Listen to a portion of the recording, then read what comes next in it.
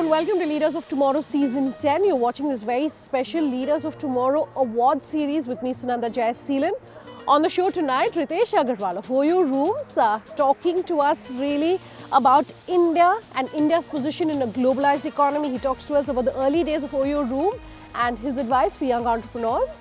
Also, speaking of young entrepreneurs, Vijay Nirani in conversation with me talking to us about really his views as far as clean energy is concerned and how businesses like his are changing the way we are approaching clean, green energy.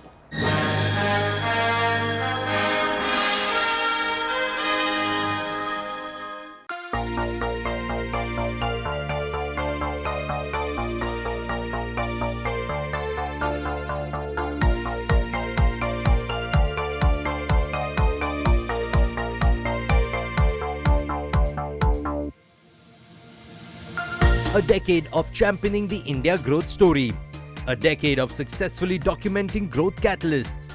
Watch the highlights of the 10th edition of the IDFC First Bank Presents ET Now Leaders of Tomorrow Awards, where two of India's youngest business tycoons addressed India's upcoming group of entrepreneurial trailblazers and dissected entrepreneurship in a globalized economy. Ritesh, first of all, thanks for coming. I was wondering how do I start my interview because, this is not the usual interview that we do where we speak about valuations and fundraising plans and all of that. This is basically about entrepreneurship.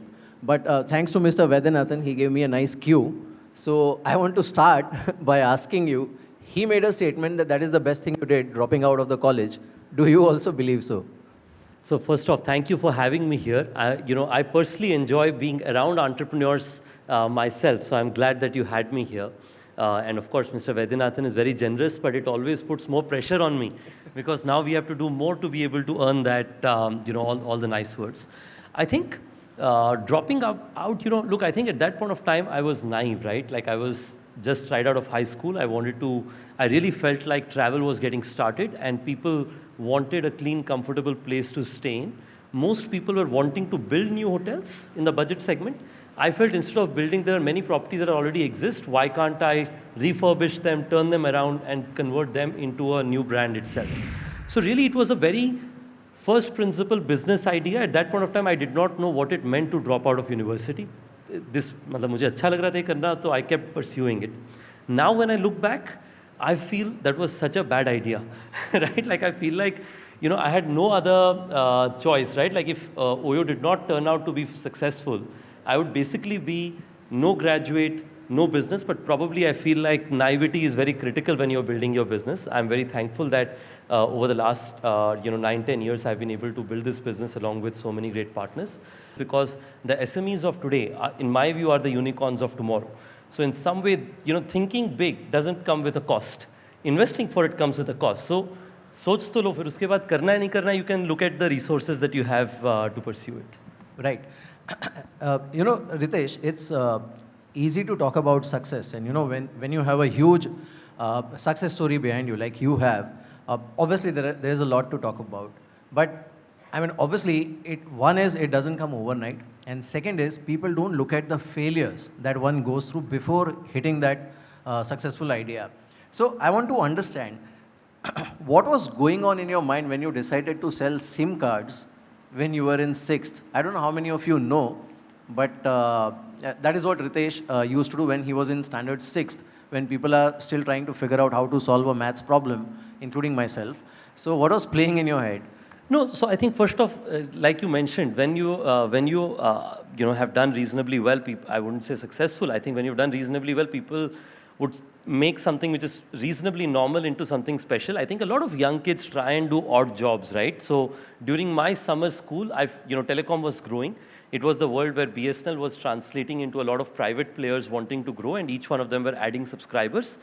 I come from a little town in Odisha called Raigada. Most of you may not have heard about this place. So in that town, I became the person who became the white-labeled salesperson for a telecom company. So it was like one of those things that rebel kids would end up doing. But what I would like to take away from these are 2 or 3 things, right, which may be valuable for our SME partners, entrepreneurs here. I think the first one is whenever I meet SMEs, and my business is fully driven by SMEs. We partner over 10,000 hotel owners in India and over 5,000 SMEs who use our services. I see almost every one of them have a daughter or a son who in the future is going to take care of their business, or they aspire for the children to take care of their business. I believe starting early cannot be excused, right? Like if they enjoy, of course. If they don't enjoy, it's a different story. But if they do enjoy, get them access to do newer things when they're early and when they're young. I feel it will be very valuable. And the second is, like you said, success takes a long time. I always say every overnight success is at least a 10-year-old story. So whenever you read on a newspaper saying, ye to overnight successful ho gaya, you should know that that person has been at it for at least 10 years. In fact, you have also, in one of your chats, you have mentioned about how ignorance is a bliss for entrepreneurs. Can you just elaborate on that? Look, and this is something that I believe that a lot of our startup friends here will relate with. I come from a little town in Odisha. Most people wouldn't have heard about the name, but still very largely populated, 60, 70,000 people. And from there, from day one, I had an ambition that kuch bada karna. Ab kya karna hai, kaise karna hai, I had no idea because I didn't have exposure as much as possible. I think that is the reality of almost every entrepreneur that you see in this room today. Every one of them are not saying anymore that I want to be a market leader in, a tier 2 town or a tier 3 town. They are coming for the market share in Mumbai, but not stopping there. They want to be the most dominant players globally in the years to come. Right. Ritesh, out of your own experience, if you have to list out 2-3 important factors which a budding entrepreneur should keep in mind, because we discussed, before coming here, we were discussing about team building, where they spend their time, and all of that. If you can just share that with our audience. So first off, I have enough to learn myself, so I think please take it with a grain of salt hence. But I think that said, being in a sector which is not the flavor of the month, but rather the sector where you can take a 2-year, 4-year, 5-year view is one thing that I would highly recommend. Second thing I would recommend is building the right team is necessary. I would actually say essential. And for that, you need more and more people who can be partner-like with you. The first person who joined my company was a graduate from IIT BHU.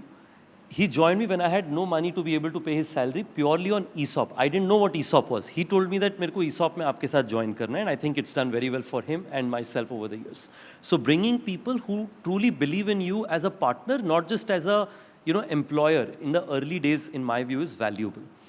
And the third and probably one of the most crucial things is perseverance. There will be many times you will feel like I should, give it up. In every field, but definitely in business. There have been a couple of misfires in the listed universe as far as startup ecosystem is concerned. Do you think there's too much focus on valuation should be checked? Because it affects, end of the day, a retail investor ends up probably taking the losses. I think there are only 2 learnings I will take away from it. The first is you have to deliver good results. I think a lot of these companies, they are all very popular and making a difference, right? So all these companies definitely are very impactful. And I do believe there is value that exists. There are 2 questions or areas that all these companies are focused on. One is to deliver profits over time so that shareholders are also happy.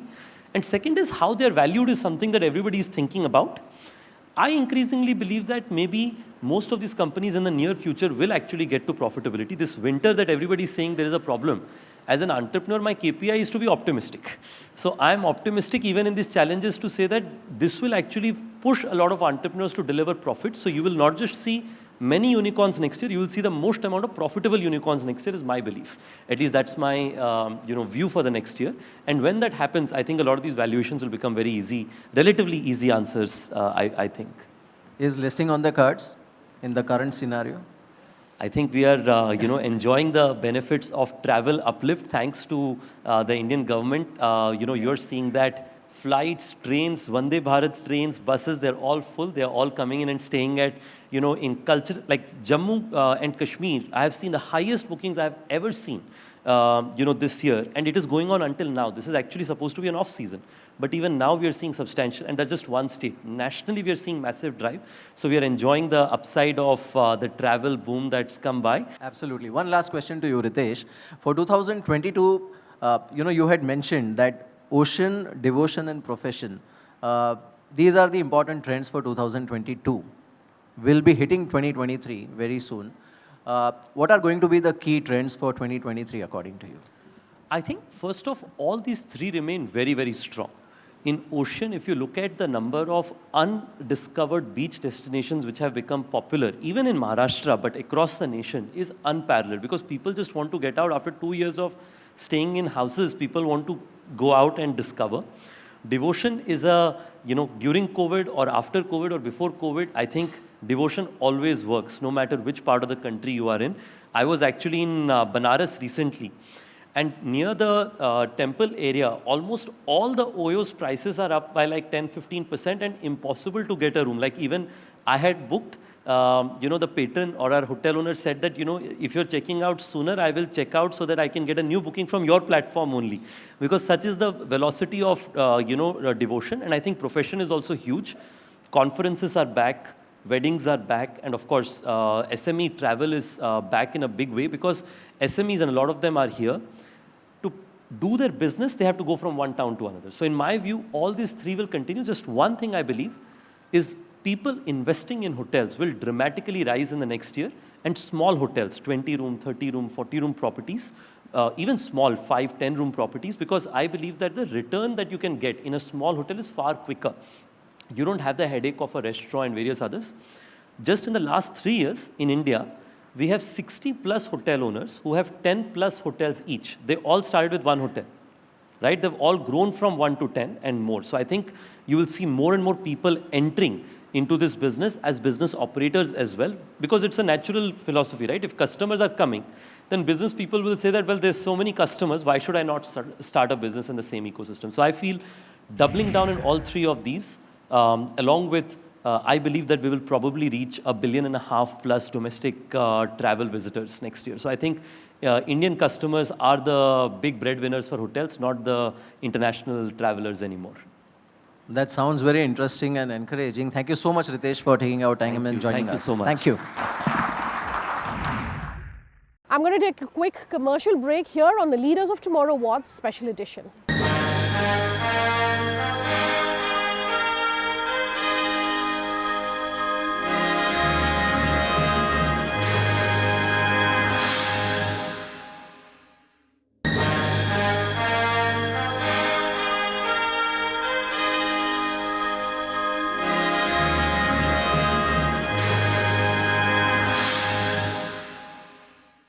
Welcome back. You're with us here on the Leaders of Tomorrow Awards Special Edition.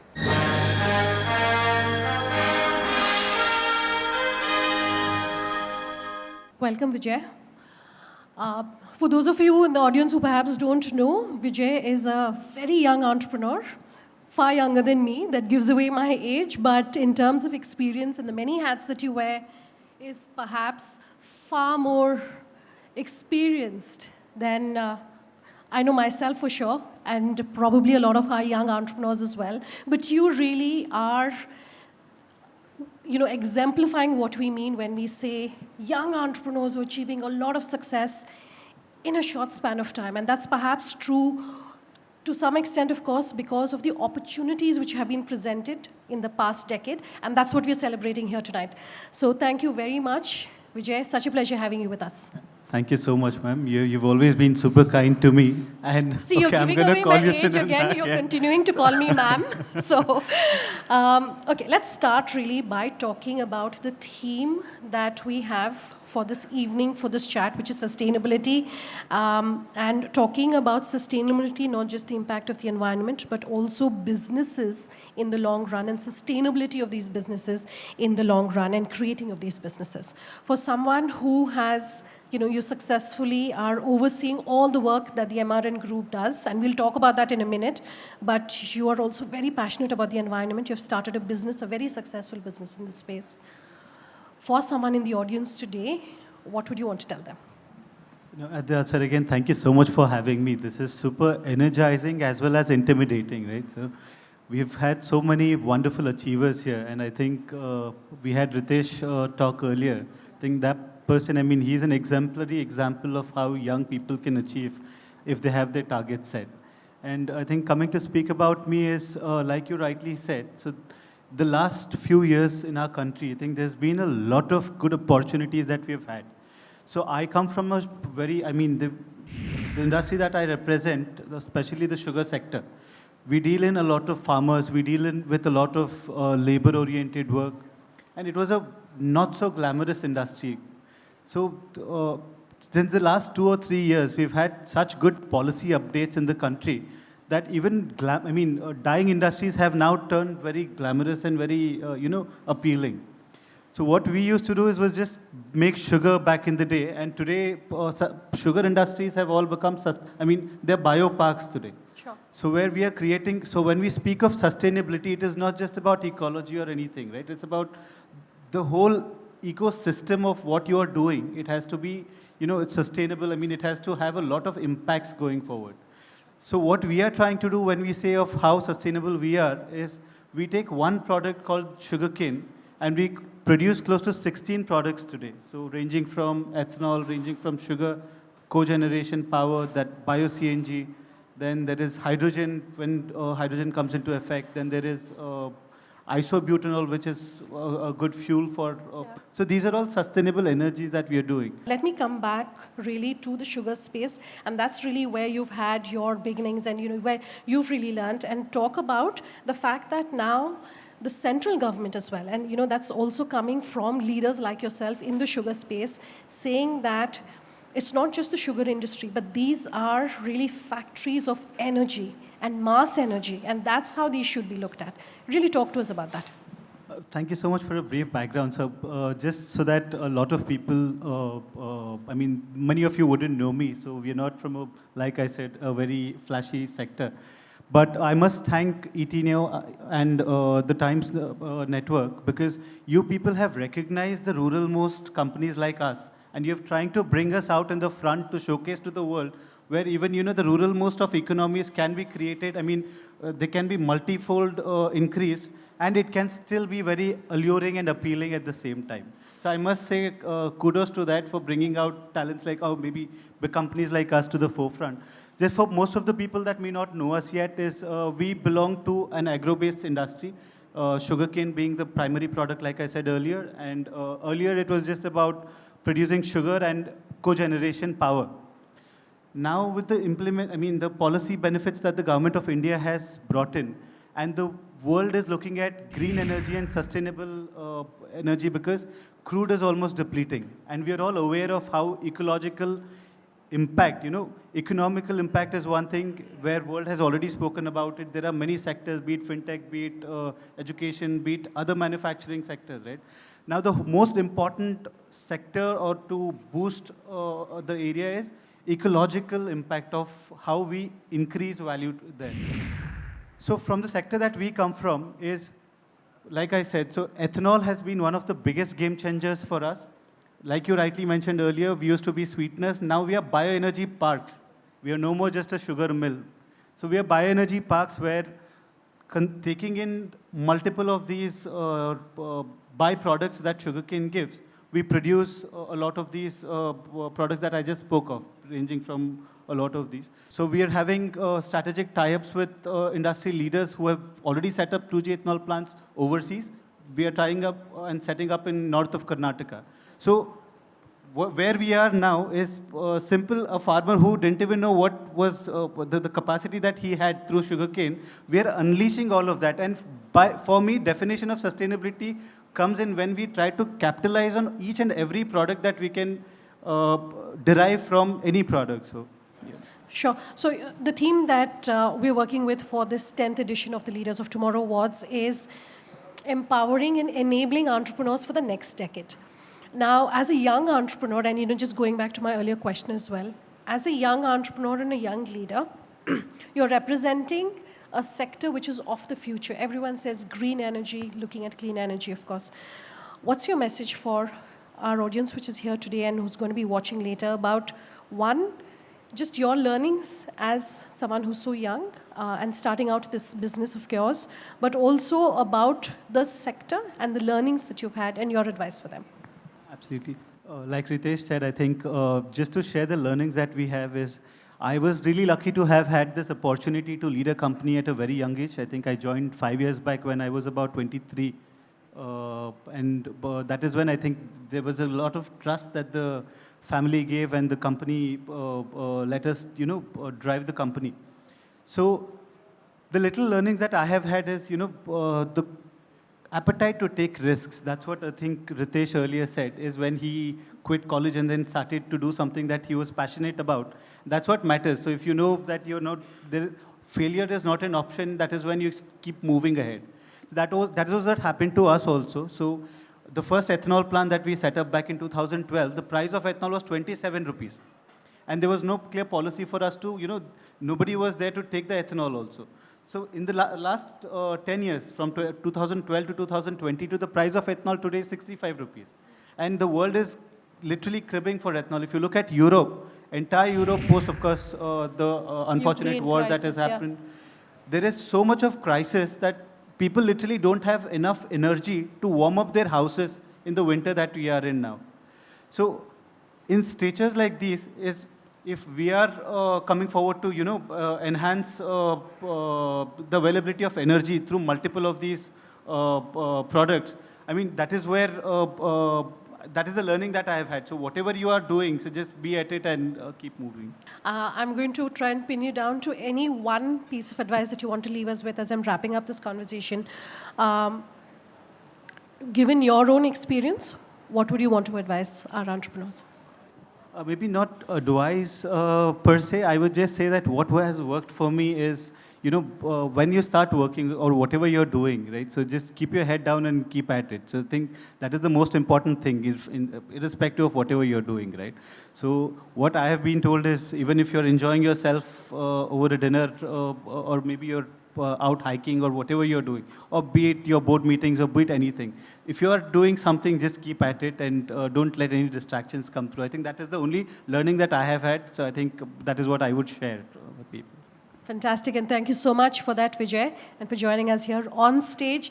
Ladies and gentlemen, Vijay Nirani. Thank you so much. That's all we have for tonight's episode. But tomorrow, we're going to talk to you about ambition to action and what it means for India's unicorns. Also, we're going to bring you all the highlights of our grand award ceremony, all of that coming up in tomorrow night show. For today, it's a wrap. Thanks for watching. When I met Yuvraj, mostly when people come to him for investments, they talk about the brand, they talk about the product. And the first thing I said to him, when he asked me, what do you want to do? I told him that I want to maximize human health span. And he said, what does that mean?